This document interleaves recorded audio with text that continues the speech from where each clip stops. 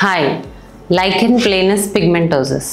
Lichen planus pigmentosus అంటే ఒక pigment dark colour లేదంటే గ్రేయిష్ యాష్ కలర్ మనకి ఫేస్, నెక్, హ్యాండ్స్ ఎక్కడైతే ఎక్స్పోజ్డ్ సైట్స్ ఉంటాయో అక్కడ చూస్తూ ఉంటాం. ఈ condition lichen planus pigmentosus LPP అంటాం.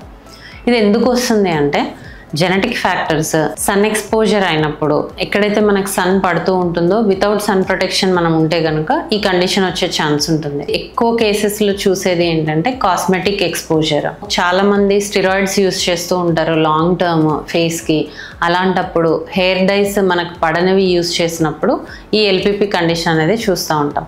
సో ఈ ఎల్పిపి వచ్చినప్పుడు చాలామంది ఏం చేస్తారంటే హోమ్ రెమెడీస్ యూస్ చేయడం, విపరీతంగా స్క్రబ్స్ యూస్ చేయడం వల్ల అది ఇంకా డీపర్ పెనట్రేషన్ జరిగి ఇంకా డార్క్ స్కిన్ అనేది కనిపిస్తూ ఉంటుంది.